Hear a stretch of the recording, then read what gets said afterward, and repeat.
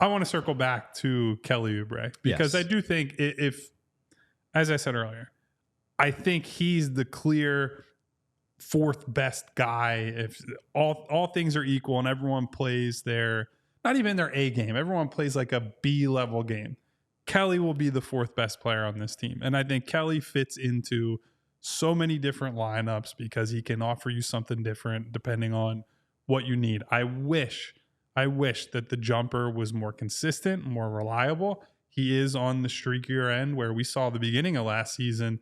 He's hitting everything. He's in like the low 40s for a chunk of the start of the season. And when teams have to guard Kelly out to the 3-point line, it's an absolute nightmare because he's got that quick first step.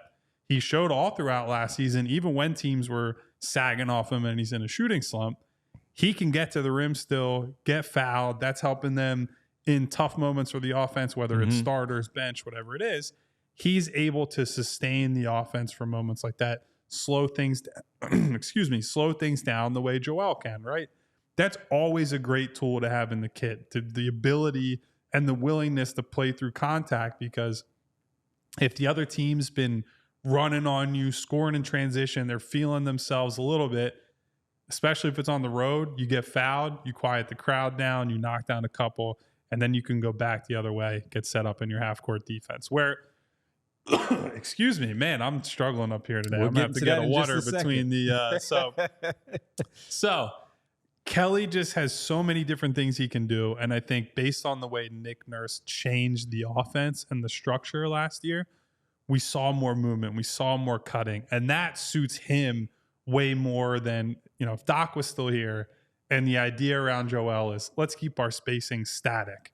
Someone will always be in the corner. Someone will always be on this wing when Joel is at the nail. Well, instead, it's a lot more read, react, move off of each other. And Kelly did a great job of navigating from that dunker spot, figuring out when to space, when to move. Joel and him had good chemistry on all those actions. Mm-hmm. And so I think, given that we talk about it all the time, how important chemistry is and how important those reps are, the fact that Kelly's going to be able to come in right away, having already played with Joel, having already played with Tyrese Maxey, and being in that position to be now one of the leaders of this team, which would have seemed crazy coming into last season, but I think he's ready to hit the ground running.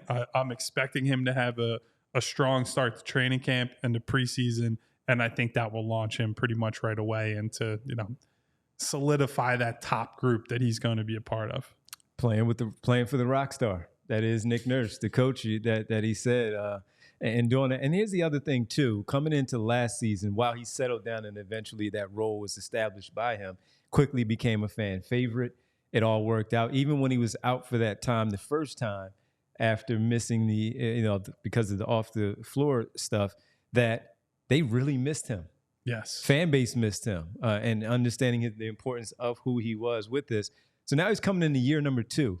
He has a multi-year deal and a 2-year deal with a player option in year number 2.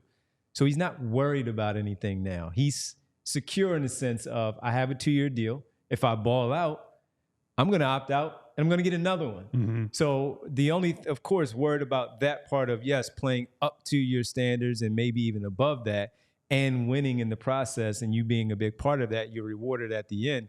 He's not worried about coming in on a late minimum deal and worrying where he fits in within the team structure and the team concept of what Nick Nurse is doing, because he now knows. He already knows. He already knows. And even if it is the 6th man, he's going to play 25 to 30 minutes a game, and you know that. You're going to play against a big-time and by the way, offensive player on the other side. Our friend, Kelly Oubre superfan, Phil W., listened to, it's either yesterday or Monday's show, where we referenced the idea of Kelly being able to play 6th man. And he got very upset about it. Like, Kelly's not a bench player, blah, blah, blah. And I think Phil either heard it or took it the wrong way, because I said it, and I think we meant it as a compliment. Yes. That Kelly is one of those guys that clearly, again, one of the top 5 guys on the team. He was a priority in terms of the money he was given, when he was signed, all of that in free agency. They made it enough. It was urgent to them to get that done.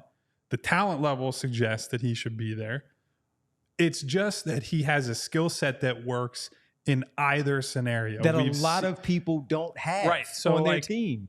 Eric Gordon, for example, part of the reason that I'm like, I don't know, like maybe you have to start him is because I don't want him coming off the bench where it's like him and Kyle Lowry coming in the backcourt together. And it's like, man, you're running out of creation skills. Like Kelly comes in, you just give him the ball and he can figure it out. Kelly comes in, he's in the corner with a tight contest.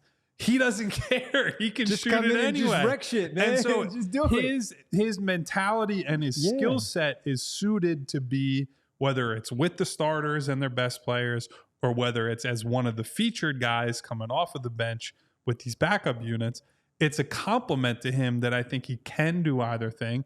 And it's also a compliment to him that I said, I think because of the camaraderie, the chemistry, the trust that he has in Nick Nurse and with this top group of guys, that I think Kelly would be willing to do that if Nick Nurse went to him and was like, I want you to be Sixers Ginobili. I want you to be that type of guy for us, that you're coming in the game and you're changing the tone. You are changing the tenor. You are offering physicality, athleticism, all that.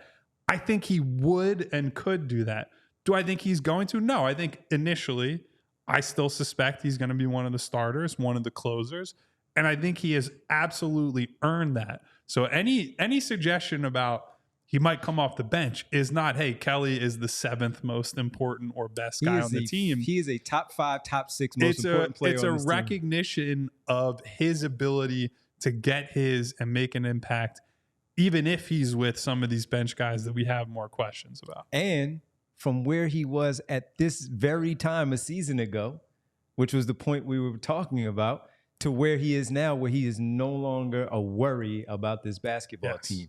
It's more his importance because of what he has shown. He'll have ups and downs, but we're not going in like, oh, man, I don't know what the heck they're getting out of this guy. And guess what? How often do we hear about it's not who starts, it's who finishes? Mm-hmm. Kelly Oubre was in a lot of those closing lineups, and he should have been.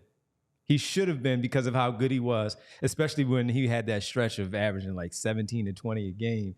And he was rolling in that, what was that, February, March stretch there where he was really good. And the defense was the best thing because... And that's when we started to really notice that. He was scoring, but to me, the biggest thing at the end of last season was there weren't those mental lapses. Yeah. It wasn't a, hey, I'll play defense tonight, but maybe Thursday night. It was in every single night, every single game. He rose to the occasion. He rose to the challenge and showed to me a level of responsibility for the team that I hadn't seen at other places, where he could just be along for the ride. I saw him take ownership of the team. And look, they were struggling during that time. Joel was not there, but I commended him at the time, and I still believe he deserves that praise for trying to keep them steady and keep them afloat